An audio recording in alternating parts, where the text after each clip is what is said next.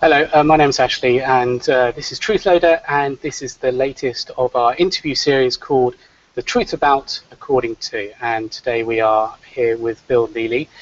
And if you don't know who Bill is, you should know, because he has been a journalist for more than 30 years in various countries, and has taken the time out of his busy schedule to talk to us about that and just tell us what it was like being a journalist, and his career and the war zones and the natural disaster areas where his job has taken him to. So thank you very much, Bill, You're for very welcome. joining us.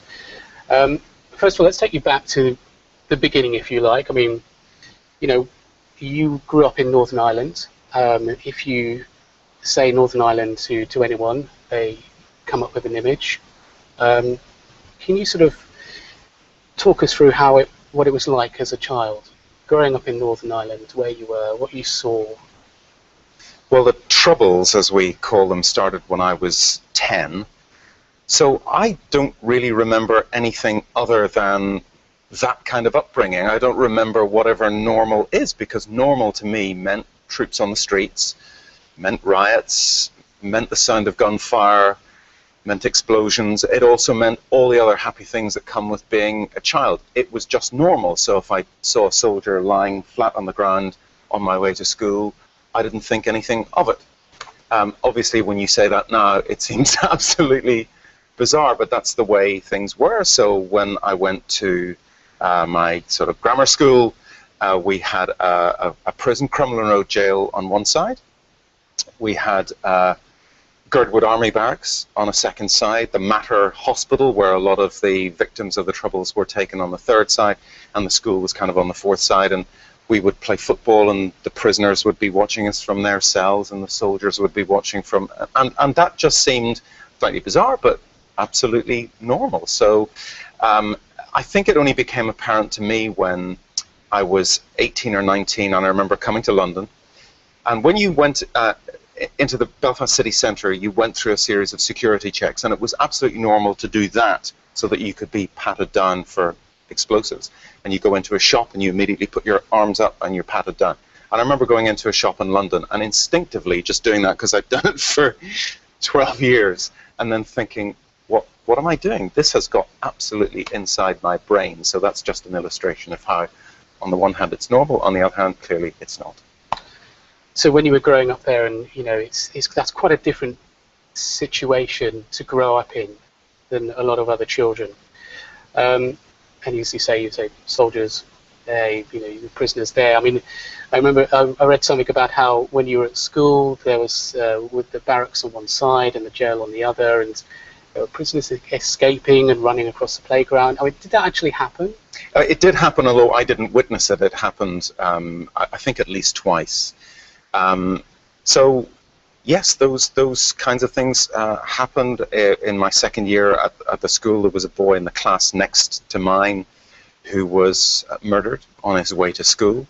When I was a teenager, there were kids I knew who were killed. My best friend's brother had his legs blown off. A guy I played football with was kidnapped and tortured by a sadistic gang called the Shankill Butchers, simply because he was a Catholic.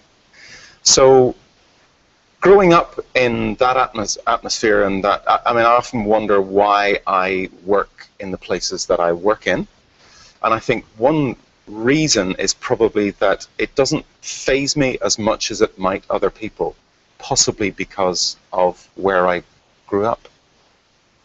So do you think psychologically, because what you experienced, it was easier to deal with nowadays and over your career, going into war zones, going to areas where there have been earthquakes and tsunamis, and seeing that kind of thing? Do you think, because of the way that you were thrown in and you lived there, that's... Yeah, I do, and furthermore, there is a string of people who've come from Northern Ireland who've done very well in combat journalism and war journalism.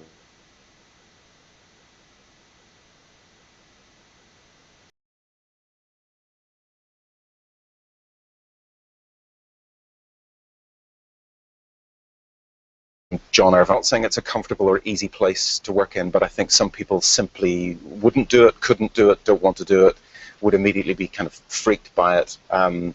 I think a lot of us who grew up in Northern Ireland probably just, there's something in the back of our heads that, not that it's normal, but that we can cope with it. Yeah, you can deal with it. Yeah.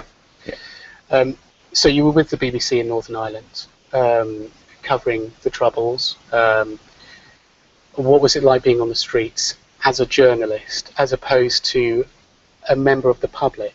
Very good question, and a very odd thing, because I think the fourth story that I did was the death of a hunger striker. So from being a university student and graduating, suddenly I was seeing, if you like, the troubles that I'd lived through from the inside and getting very close. And it was an eye-opener in many ways, because as a journalist, especially in a small place like Belfast or Northern Ireland, you can get to the scene of attacks, gun battles, bomb explosions very, very quickly indeed. And I remember one incident where a milkman had been shot dead in his vehicle, and arriving very, very soon afterwards, and the body was still there, and the blood and the milk were flowing and mixing together. And it's not the kind of thing that you see on TV, because as television journalists, as broadcast journalists, we self-censor. We don't show the public a lot of the images that we see immediately. So yes, that was, and you're allowed through police lines, and that came as quite a shock when I was 22 and fresh from doing an English and history degree. So what did you think? I mean, say for example you're out covering a story, and it's very early on in a career, and you're, the adrenaline is there, and you're having to cover it. How did you cope with that? How did you get the words out? How do you formulate? Well, again, I think when you live through something as an ordinary person, growing up in Northern Ireland, you really did know the difference between life and death. As a teenager, quite early on, you knew how fragile life was. You heard explosions and gunfire. I mean, some of the kids in my class could tell the difference between, an M60 machine gun, an AK-47, a pistol. We could virtually tell how many pounds of explosives had been used in a particular explosion. So transitioning to being a journalist, wasn't as black and white as you would think, but it's just seeing it from the inside, getting the inside story, being at the scene of events was the real difference. What was it like being somewhere where you were dealing with death? One of the most difficult things, I think any journalist would probably say it, but particularly in Northern Ireland, because it happened every day, one of the most difficult things was knocking on the door of a house of someone who had just been killed and saying, "I'm terribly sorry, I'm Bill Neely, I'm from," as it was then, the BBC. I was just wondering if there's anything you would like to say. In other words, how do you feel? Horrible, horrible question. Surprisingly, a lot of people actually do want to say something. It's not something that journalists are applauded for, but actually a lot of people will welcome the opportunity to condemn the killers. Or in a very, very famous case of an amazing interview that was done with the father of a young nurse who was killed in the Enniskillen explosion, a man called Gordon Wilson, who did a famous interview just hours after his daughter died. And it was the most astonishing interview, because he said, "I forgive the killers of my daughter. Not only do I appeal for, no one, please, no one take revenge for this, but and I don't condone it, but I forgive the people who've just done this to my daughter." And I think anyone watching that interview would have just seen, I mean, I want to call it Christian, of course, because it is a Christian thing to say, but the most extraordinary human being, the most amazing, forgiving character. So sometimes I think those interviews can work, but was it an easy thing to do? Absolutely not. You took a deep breath before you knocked the door, and of course some people just wanted to chase you away from the house immediately. Some people insulted you. I mean, as journalists, we were not necessarily popular for filming any of these things, funerals, moments of grief, anything like that. So yeah, it's not easy. I mean, you have to have a thick skin. You do, and I don't particularly have a thick skin, but yes, you have to develop one. Okay, so starting your career in Northern Ireland, you know, a good place because you had that action and that wealth of news stories there, and I suppose something that you know, a story that was always escalating and sort of developing. But then you, in sort of in your next step, you went to another one of the mainstream broadcasters in the UK, coming to London. Why did you make the switch? Well, I had, in a way, when I was growing up, and I went to Queen's University in Belfast, which is a fine university, I'd actually thought I wanted to go somewhere else, but I basically didn't have the guts to leave Northern Ireland at 18. So I did my degree, and then I did 6-7 years working for the BBC there, but I'd always wanted to get out. And also as a journalist, I found it very limiting. I used to think you could basically do 6 scripts, and you could fit everything that happened into those 6 scripts. You know, the bomb exploded at, fill in the time. It's been condemned by the following people who said the following things. There was a formula for doing it. And I didn't feel I was being challenged anymore. I wanted to get out of Northern Ireland anyway, so I was quite happy. Came to London, worked for the BBC in London, then worked for Sky News when Sky launched, first of all, and then was wooed away to work for ITN. I was really interested in foreign news, and that was 1989, which of course was the year of everything. The Berlin Wall falling, the cracks in Eastern Europe, and the beginning of the end of the Soviet Union. So I actually became a foreign correspondent at an astonishing time, and a lot of journalism is about luck. And I feel I've been lucky throughout my career, and that was one lucky moment. In 1989, you mentioned the fall of the Berlin Wall and a lot of changes. What was the feeling like in the newsroom when this was happening? Because you're always privy to maybe more information than those who are watching or listening or reading media, and so you get a sense of it. What was that sense at that moment? I think disbelief. You know, I think it's hard to look back. Now, my 2 daughters are, one's finished, but they're studying history, and part of the fall of the Berlin Wall is part of history now. But so we look back and we think, oh yeah, the wall fell. But you know, in January the 1st, 1989, it didn't look like anything was going to break. There was the Soviet Union and there was the West. And for a decade and more, for me, you know, growing up as a teenager, it looked like there could be mutual assured destruction. It looked like there could be nuclear war at any moment, and that line through Europe, the Iron Curtain looked like iron, and then suddenly it just began to crumble and crumble quickly. And I still think to this day it's the most astonishing story I've ever done. Because something that we thought was solid was going. I remember waking up on a Saturday morning in Berlin, a couple of mornings after the actual breach, and going along to a section of the wall and it's the famous pictures of it actually being pulled, the crack in the wall and it being pulled down. We were the only ones there for ITN. There was a Reuters camera crew as well, so all the pictures that you see were what we filmed that morning. And you just thought, my God, this is history being made before my very eyes, which is just astonishing. The first night I arrived at the wall, my cameraman said, why don't you climb up? So I climbed up, and then he said, why don't you jump down into East Berlin? So I did, and I walked along, and I did a quick piece to camera, which basically said, if I'd done this 48 hours ago, I'd have been shot, which is true. Things just happened so fast. It was so astonishing. And after that, of course, came the slightly slower fall, but the breakup of the Soviet Union, which was equally amazing. I remember Gorbachev in Lithuania in the middle of a crowd of tens of thousands of people trying to persuade them to keep the Soviet Union together. I then went to Armenia and Azerbaijan, where there were 2 republics that were at war within the Soviet Union. Just seemed to be unthinkable just a few weeks before. So those were amazing years, and I know it's written into the history books now, but it didn't seem like it was possible then. Going back to Berlin, I remember asking the mayor of West Berlin, who'd arrived at the broken wall, you know, Mr. Mayor, what do you think this means? And he says, I think it means the reunification of Germany.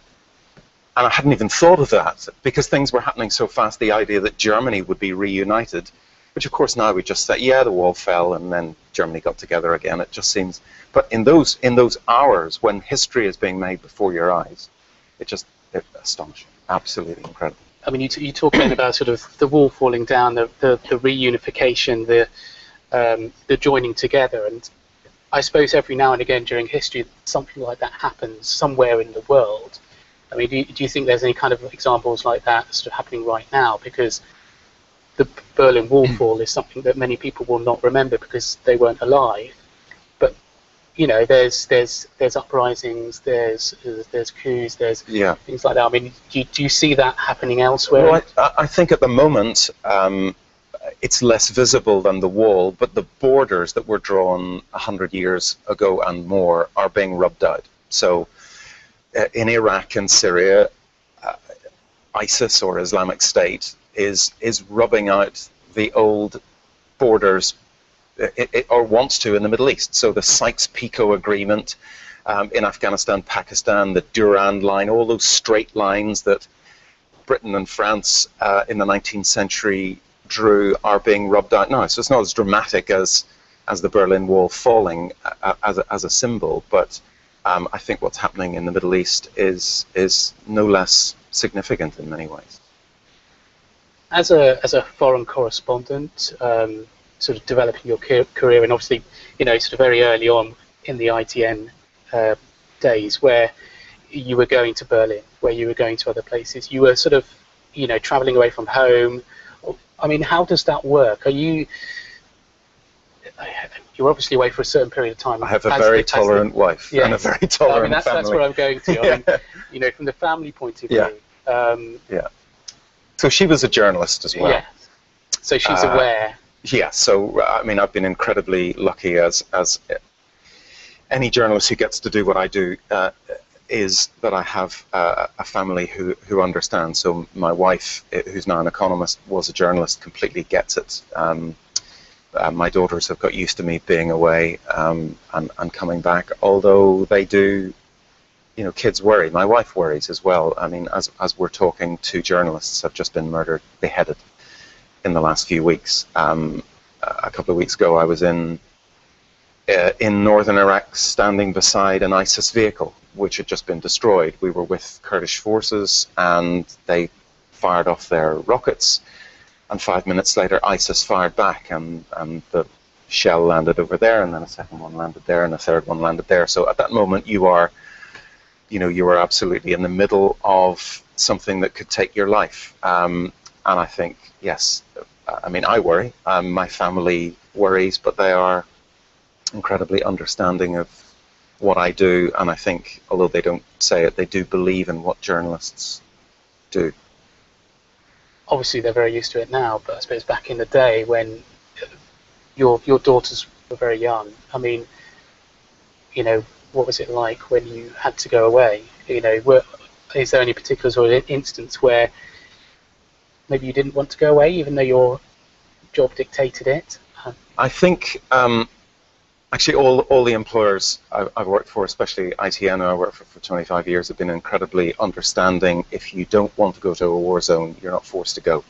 I mean, even if you've got a big job that, I mean, my job at the end was international editor, but I think I could have honestly said I don't want to go here, and that would have been understood.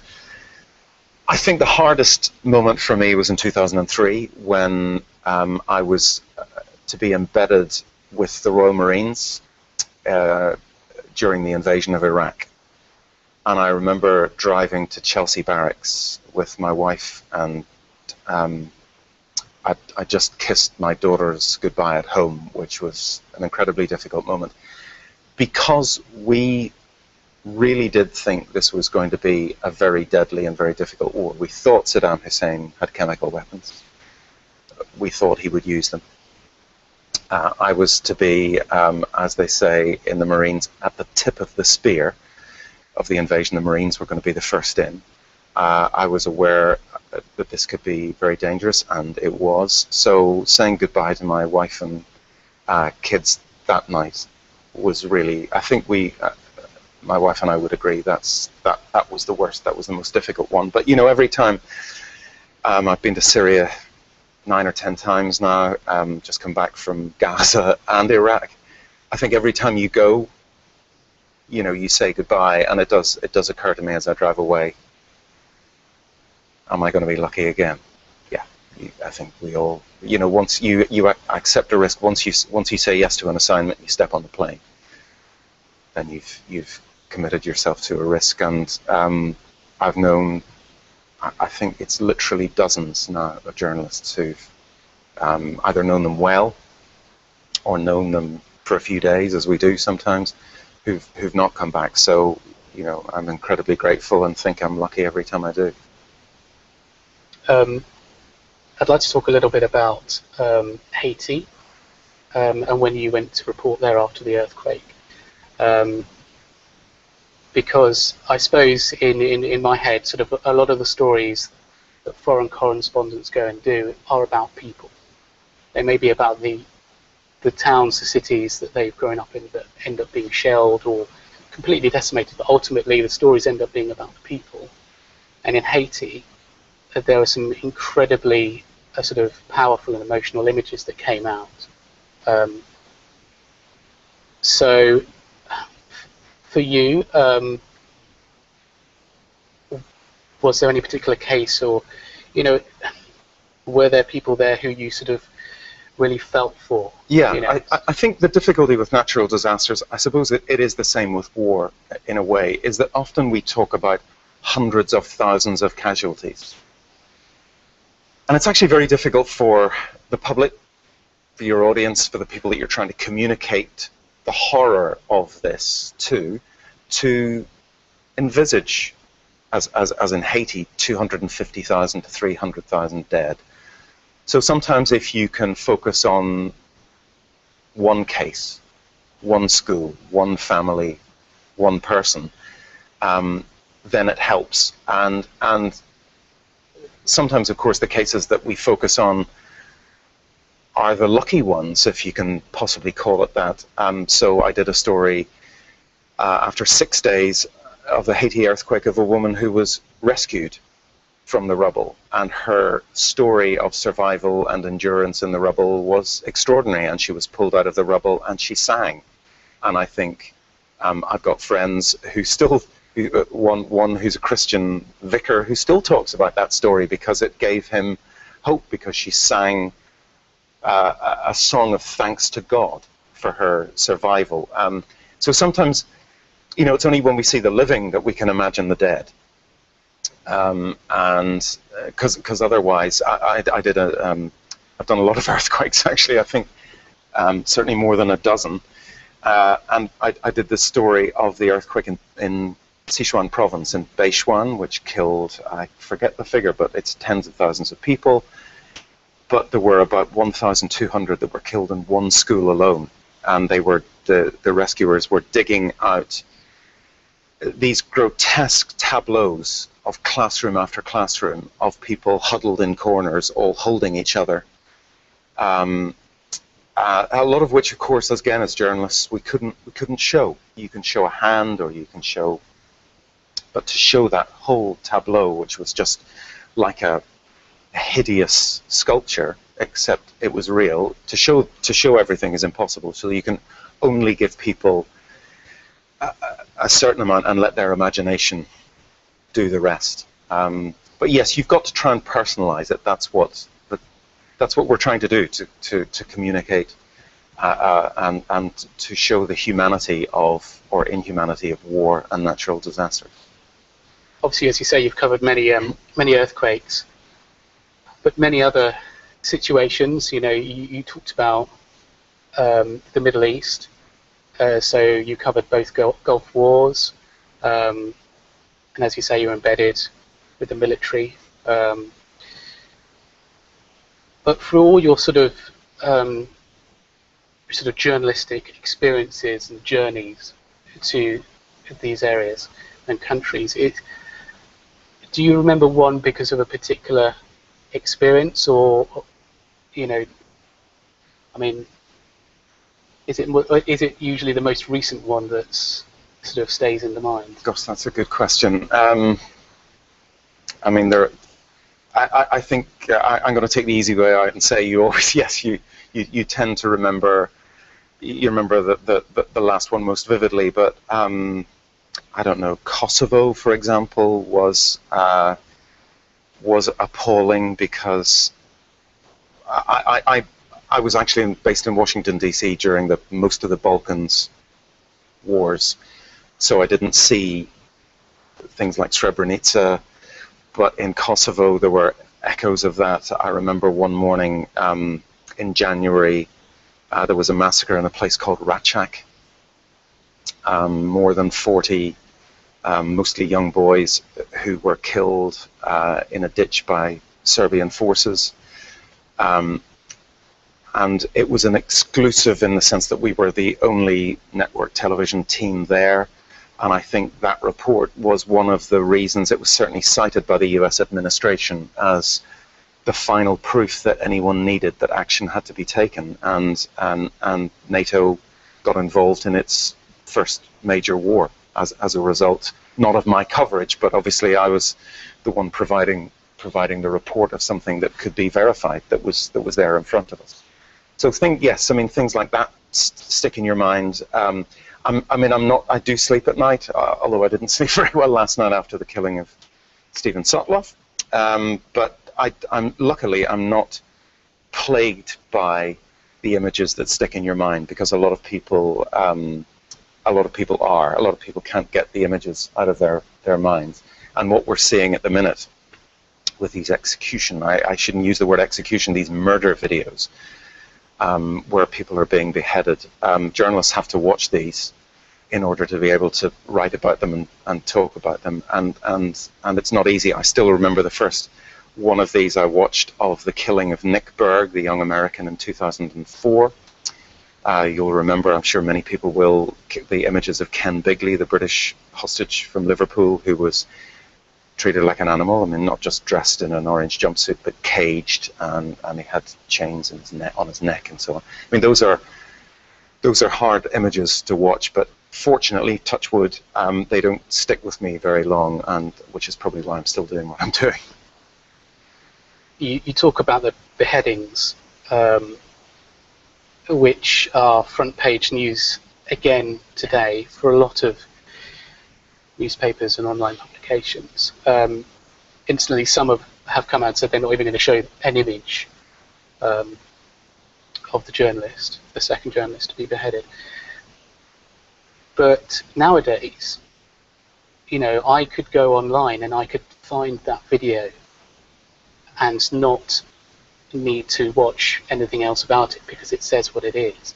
I suppose with sort of the social media side to it, where everything is freely available if you know where to look, do you think in that kind of case that's a help or a hindrance? Do you think it helps your reporting, because you're using the same material? Yeah, if you want to go online and look for it and find it, that's fine. That's your right, and I'm all for the best informed citizenry we can have. But we as broadcasters, and even if you work on the web and let's say you're narrowcasting, or we've got to be very, very careful. Kids can access these images as well, but that doesn't mean that we as broadcasters on News at 10 or any other program should bring them directly into people's homes. There is a rule which we've abided by for decades, which is the 9 o'clock watershed, which is that you cannot show extremely violent images because children will be watching before 9 o'clock. You can challenge that by saying, well, kids can go online anyway, but that doesn't mean that we should show images of beheading. I mean, I think we've always been careful not to show the moment of death in anything, we're even careful not to show images of September the 11th and the moment the plane hit the towers. That's not something that you just use as chewing gum television, because people at that moment of impact, dozens if not hundreds of people are dying. So we're very careful about what we use. But yes, you're absolutely right. If you want to find it, you can, and we as journalists sometimes sort of have to go in search of it. We look at jihadi websites. We actively search out to try to find out what these people are saying in order that we can inform the public, which is what a good journalist and good media are meant to be about: informing, educating, and yes, as Lord Reith said, sometimes entertaining, but not with this kind of stuff. No. So with the Middle East as it stands, with ISIS, ISIL, IS, however, whatever you want to call them, and with the spread of the group through various countries, it feels that it's been a very quick spread recently. But from your experience, do you think we should have seen this coming? Well, it's easy to, as we do, blame the intelligence communities. Why didn't the CIA see this coming? Why didn't MI6 see it coming? The truth is, nobody really did. Did anyone see the Arab Spring coming? No. Obviously, you can join the dots after the event, as people did after September the 11th, and say there were things that we missed. In the case of September the 11th, why are people taking flying lessons that only involve taking off and aren't interested in landing? Did we, truly see the rapid spread of ISIS? No. Looking back on it, can you see the elements that are there? Yes. I mean, this is a Sunni uprising. It's not just about ISIS. This is the Sunni community in open revolt against a sectarian government in Baghdad, led by al-Maliki, and he has now gone, and we still have a vacuum of power in Baghdad. So ISIS was able to sweep through Iraq very quickly. Obviously, they took advantage of the situation in Syria. I think looking back, you can see how ISIS has grown. Now that we know how far it's gone, we can see where it wants to go. It wants to go into Lebanon, into Jordan. It wants to erase those borders as well. It has its eyes on Turkey, and of course, the really interesting thing is how many of the other militant Islamist groups will throw in their lot. Because at the minute, it was the Islamic State in Iraq and Syria. Now it's Islamic State. As I saw on the BBC yesterday, some groups in Afghanistan are looking to the Islamic State and trying to weigh up whether they're going to go into an alliance with them. There's Nigeria and Kenya and Somalia, and I mean that's the next step. So we know where ISIS may grow, and we know what the threat is, and it's considerable. Yeah. And I mean, from your point of view, from your expertise, from sort of your conversations with sort of people high up in government, we hear David Cameron talking about it, we hear Nick Clegg talking about it, we hear Ed Miliband talking about it, we hear other politicians talking about it, and the Foreign Office. But I mean, do you get the sense that behind the scenes there is as much work to be done that is being done? Yeah. Or do you think there are sort of any things that could also be done? I think as journalists sometimes we are privileged to see inside power and to see that actually politicians and leaders are human beings scrambling around for answers just as we are. And you can see at the moment that there is, as Obama in an unguarded but open moment said, we have no strategy towards ISIS in Syria. I think the same is true at Westminster. The same is true in Paris and Germany. Because what do you do? It's clear that there is a case for bombing ISIS in Iraq in support of an Iraqi government which clearly wants ISIS to be challenged, and Kurds who are crying out for help, and Yazidis who are in danger of genocide. it's much more difficult in Syria. You've already had 200,000 dead, so why intervene now? You didn't bomb Assad a year ago. Why are you going to bomb now Assad's enemies and be an unofficial and uncomfortable alliance that seemed unthinkable just a few months ago? So policy-wise, again, as a journalist, you can see it, but you can also see that within government exactly the same questions are being asked. Of course, that doesn't stop us as journalists critiquing the government, because that's what we're there to do, and to hold truth to power. I think what we'll try and do relatively soon is get some questions from people who are watching this live stream, and Sure. if they have any questions that they want to throw towards you. But there's a couple more from me. So you've worked in mainstream media, the 3 main broadcasters in the UK. You've now moved to NBC, where you are the chief global correspondent. Ridiculous title, isn't it? Did you make that up? I didn't know. I was offered it, so I didn't say no. Okay. It sounds a good one. But what are the differences between working for a UK broadcaster and, although you're still in the UK, an American broadcaster? I think surprisingly few. NBC, I suppose, is a bit more like the BBC in that it is a massive organisation with conventional broadcasts, so an evening news programme, morning news programmes. It has a 24-hour news channel, MSNBC. It has a website that it really cares a lot about and invests a lot of money in. And CNBC, the financial channel, is allied to it as well. So this is NBC Universal. This is a big monster of an organisation. Again, a bit like the BBC. ITN, which I've worked with for 25 years, is the most extraordinary news factory, providing news to all the commercial channels in the UK, Channel 3, ITV, Channel 4, Channel 5. Its website presence is growing.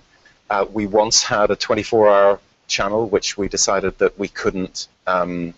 It needed a lot of investment, and although it did extremely well and won awards, ITV basically decided, I think, that it couldn't keep it up. So, but in terms of the basic job of journalism, NBC does what ITN does, what the BBC does, what ABC does. Yes, we're all lumped into that awful term mainstream media, which I think has become a bit of an insult over the years, because we're seen to be all together in some vast conspiracy to not to examine the really interesting things in society and to toe government's lines. And that's something in my career I've absolutely never done. Not from day one as a journalist in Northern Ireland. So I think the principles that I have now, whether I work for NBC, ITN, or the BBC, are exactly the same. You mentioned awards with the news channel that was stopped. I mean, if you look at your bio, there are a whole list of awards for coverage which you were part of a team for, or you were the face for, and the journalist, with the camera person. And I suppose my question about that is, are awards for reporting news worthy? Is there any worth in them? Do they help? Do they do something to people? Do they drive people on, that kind of thing? I think we all feel slightly uncomfortable at award ceremonies at the end of a really terrible year, when you're winning an award for coverage of something utterly horrific. I think, and then you make a speech and you refer back to people you want to thank, and yeah, I think for all journalists there's something slightly uncomfortable about it. On the other hand, I think it's good that we honour people that we really respect.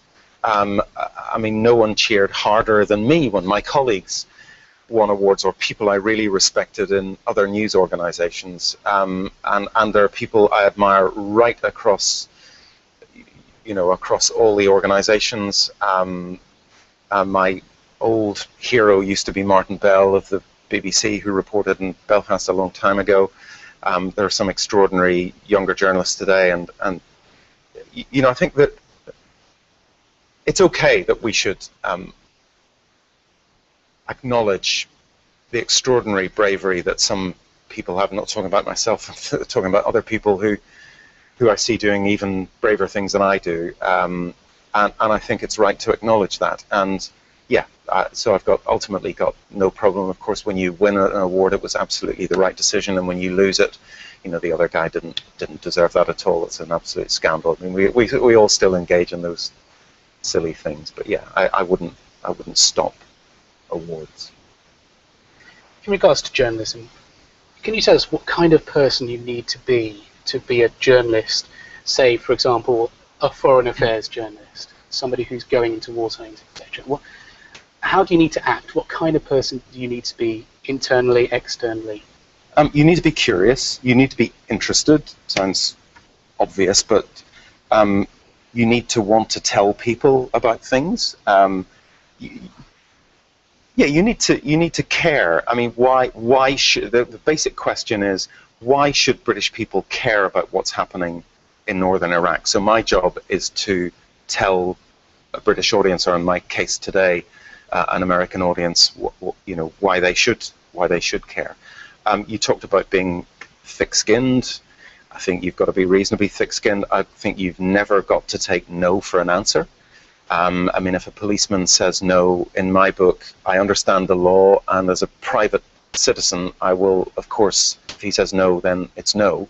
But as a journalist, you have to not take no for an answer, even from someone from authority, because your job actually is to dig further and get deeper and go as far as you possibly can. So you need to be persistent.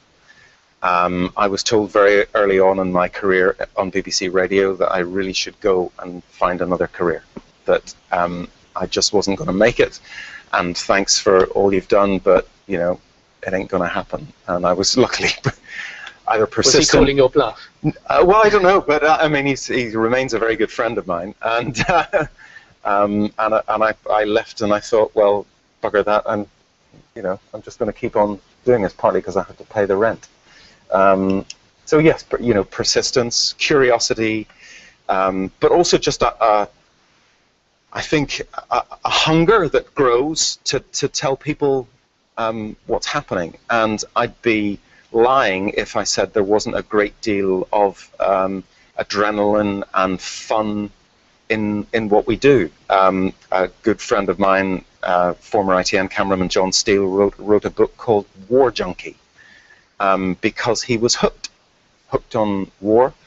Eventually, he won't mind me saying this because he's written about it, he had a breakdown, and he's now a very successful fiction author living in Switzerland, so he's got out of the business altogether. But you can get hooked on the excitement and on the adrenaline of it, which is part of what everyone does it for. Okay.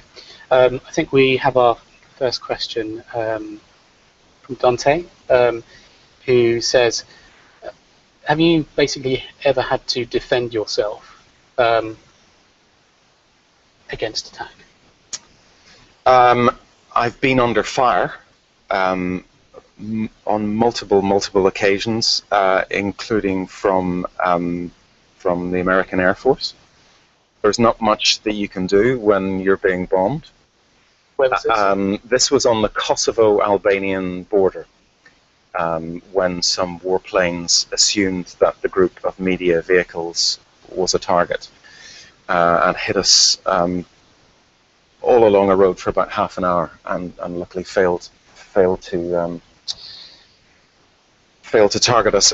So, you know, when you're being shot at or shelled or anything like that, there's not much you can do. I've never had a close quarters encounter with anyone who's trying to kill me. The only time I've really been injured was by an English soccer hooligan who punched me in the face, and I had to have 12 stitches. And there was nothing I could do about that because it happened so quickly, so I didn't have the chance to defend myself. You know, our weapon is the soldiers I was with on many embeds used to laugh because we would walk out with nothing, just with a flak jacket, and they had their weapons. You know, our only weapon is a pen and a camera if you're working on TV and a microphone. So Dante, the great answer is no, I've never had to defend myself, although I remember the story of a Dutch journalist who was in one of these situations where they were under close quarters fire and someone handed him a weapon and said, I need you to use this. And he'd been trained with the Dutch army. And he accepted the weapon and he joined in. And his rationale was, I felt my life was in danger, and at that point I was defending my life in order ultimately to write the story.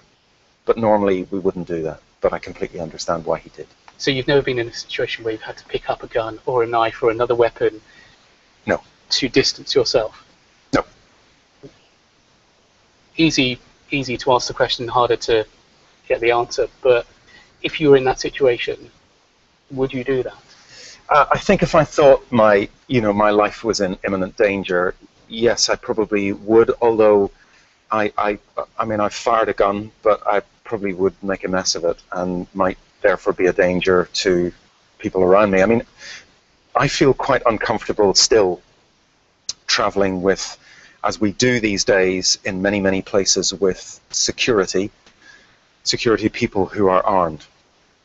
I've just come back from northern Iraq where we had a security guy with us, and we were also in a vehicle with Peshmerga Kurdish fighters, and there were guns in the car. You know, as a journalist, I do feel uncomfortable about that, but there is a balance to be struck, and it is becoming increasingly dangerous to be a journalist. Therefore, I accept it. I don't like it, but I accept it, and my employer sometimes demands it.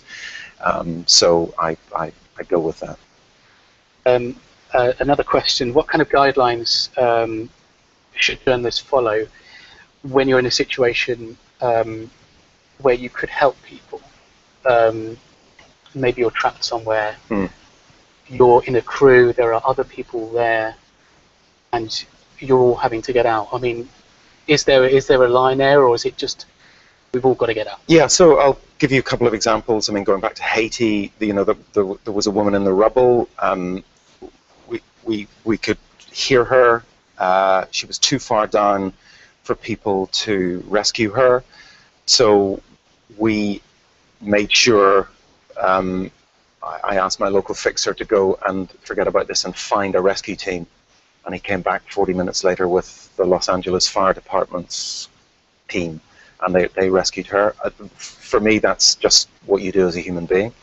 I've not done it myself, but I've had colleagues who have been at the scene of explosions or gunfights, and a cameraman who put the camera down because he knew first aid, and he could see people were making a mess of it.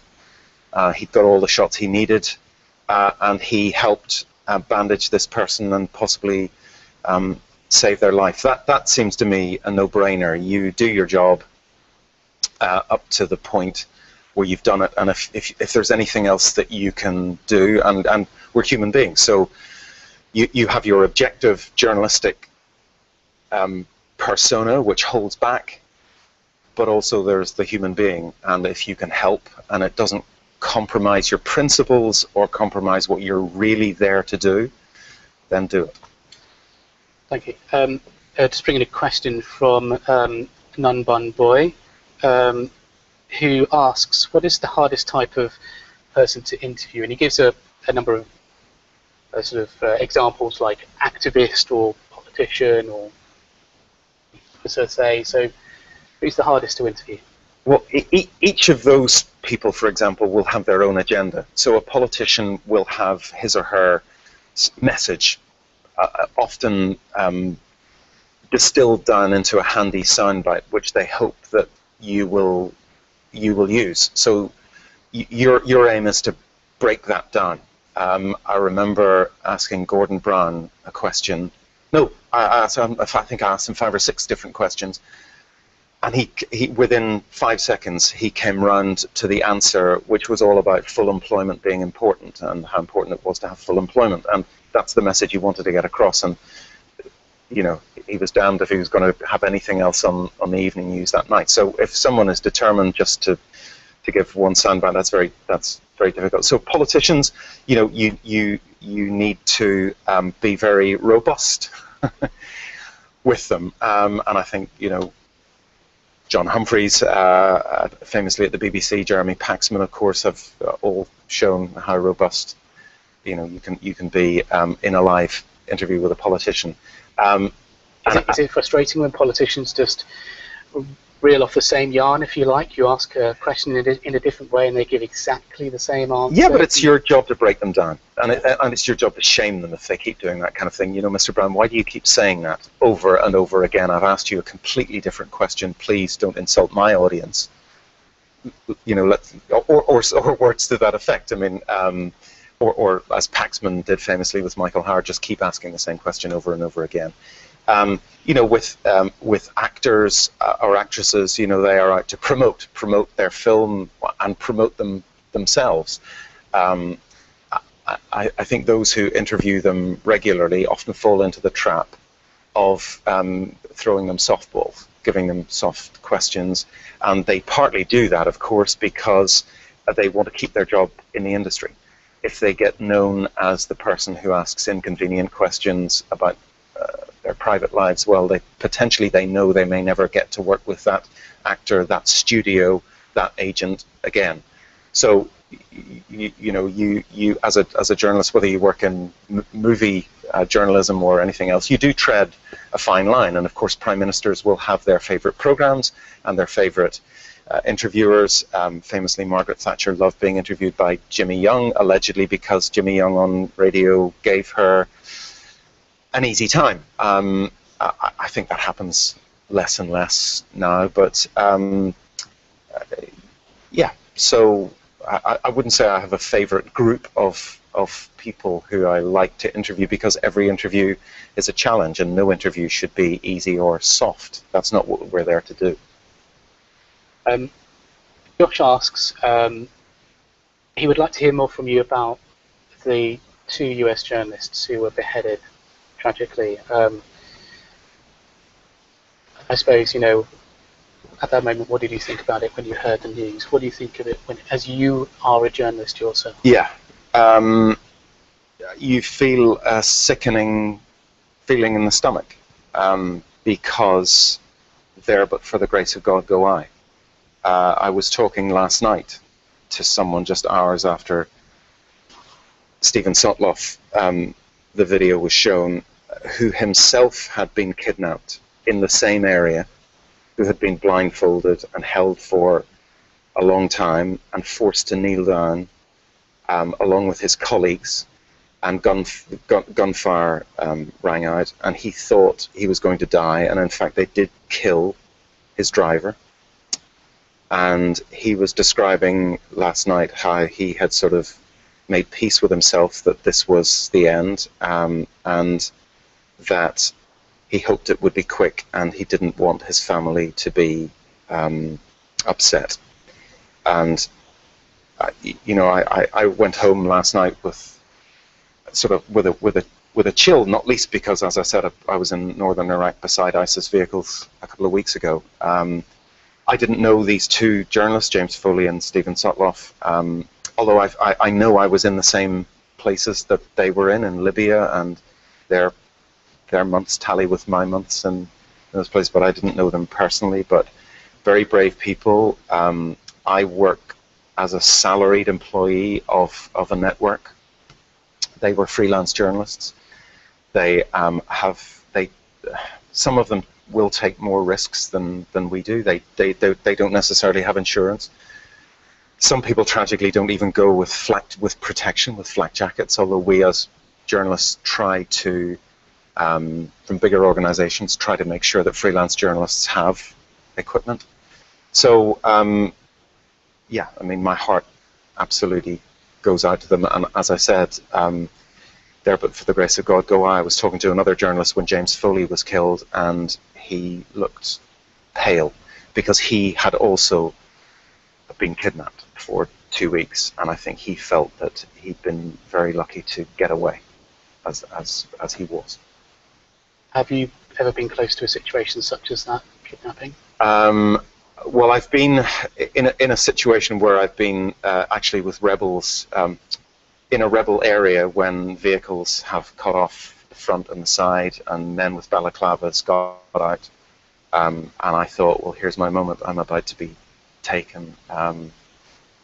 Unfortunately, I wasn't. They took us to something that they wanted us to see. But it's a very uncomfortable moment when that happens. But no, touch wood, it hasn't happened to me yet. I think there's probably time for just a couple more questions. I think one was just per truth, I didn't quite catch it.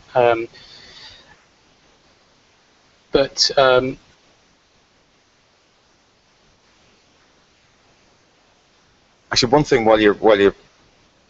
thing I would say is that I think the situation for journalists has become more and more dangerous over the years. I think when I started in journalism, and famously in Northern Ireland, I mean, one journalist was killed over 30 years of Troubles, but it wasn't as a direct result of the Troubles.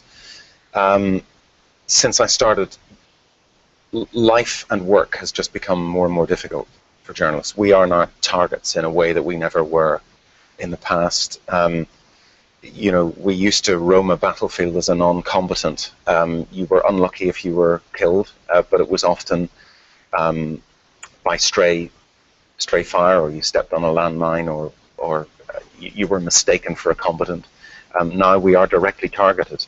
I think a group like ISIS can reach its public and the people it wants to talk to directly through these very skillfully put together slick videos, which are, interestingly, all at the moment in English, at least the James Foley and Stephen Sotloff videos. They don't need us. They don't need intermediaries. So people like us are just people that they can kidnap and use and kill. Okay, I think time for a couple more questions, and we'll have to let Bill go.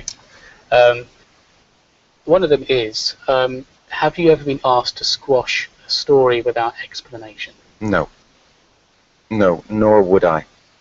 I absolutely, you know, we have very, very vigorous arguments in newsrooms about what we do. I mean, we've had one over the last few days. I don't think I'm letting out any secrets about the word execution. I don't believe we should be using the word execution when someone is beheaded and murdered in cold blood. For me, execution carries a quasi-military, quasi-judicial meaning that we simply shouldn't give to cold-blooded killing with a commando knife in the desert. So we have these arguments all the time. As for squashing a story, there are, for example, we have been asked by the family of the British hostage not to use his name.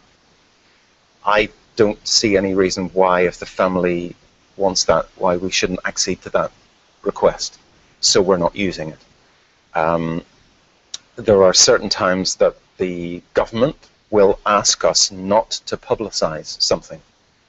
There is always a healthy debate about whether that request is reasonable, and we don't always accede to that request. So no, we are not anyone's puppet. And no, we are not the mouthpiece of any government. We are there in a firmly, I used to love the name of my previous employers, independent television news.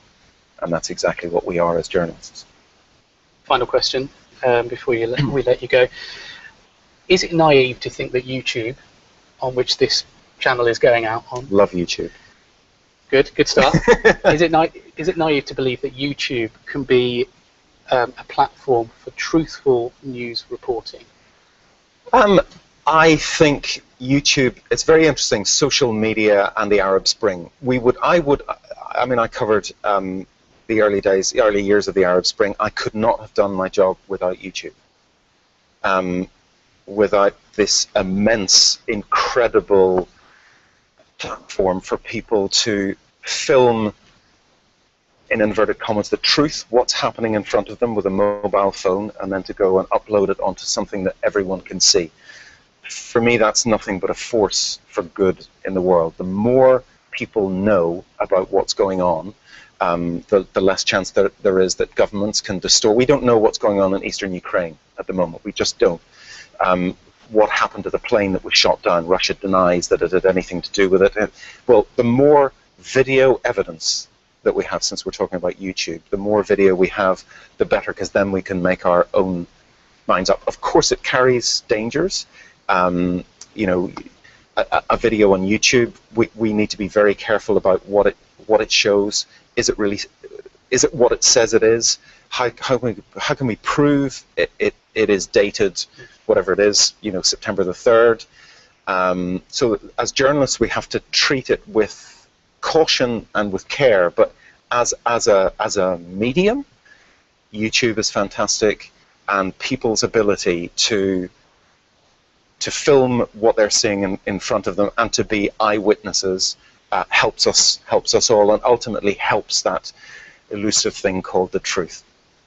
Going to squeeze one last question. You can, of course. Very quickly. Yeah, absolutely. What do you think about governments banning channels? Sort of, for example, sort of, I suppose in Russia, banning sort of. Almost always wrong. Almost always wrong. When the government here or the regulator put Press TV, which is the English language service of Iran, off air, I thought that was profoundly wrong. When the British government stopped the voice of Jerry Adams and other Sinn Féin members being heard to be replaced by the voice of an actor, I thought that was incalculably stupid. And I think democratic governments make mistakes. I think you should never try to suppress whatever we call the truth. I remember doing a story once about a Nazi radio station in Denmark, which was allowed to operate. It was a fascist, pro-Nazi radio station, and when I asked, the whole story was, why was this allowed to operate? The regulator in Denmark said, because they will damn themselves out of their own mouths, and we have to know what the enemy sounds like and looks like. And for me, that's true. I would rather see ISIS on YouTube so I know what I'm dealing with than have someone tell me, you really shouldn't be looking at that, you can't see that, or you shouldn't look at Press TV because we don't like the way the Iranians contort things. You know, all governments and all countries and all peoples, we try to be as objective as we possibly can, but we all have our backgrounds. You know, I'm white, male, middle class, middle-aged, British. I would be stupid to think that doesn't influence in some way what I'm trying to do and say every day, although you try to be as objective as possible. But banning TV channels, or the Russians closing down TV channels, yeah, I mean, if we want to be like, I don't know, name a country, Saudi Arabia, North Korea at its worst, then yeah, let's ban lots of things. But no, we need to be as open and as courageous a society and as broadcasters as we possibly can. Yes, so have the courage to not reach for the off switch. And so us having this conversation would be happening. Yeah, and I love YouTube. Brilliant. On the note, thanks very much, Bill. You're very welcome. We really appreciate the time. Yeah. We know it's thanks for your questions. That's the end of our latest live interview. We've got another one tomorrow morning, 9:30 in the morning. Ken Livingstone, former Mayor of London, former MP. He's going to be coming in to talk us about his political career. Obviously, we'll ask him about Boris Johnson and lots of other things to do with politics, general election. But the most important thing is basically, if you want us to ask him a question, then just send us a tweet, post something on the side here, and just get in touch, and then we'll ask him it and see what he has to say. So until then, see you later.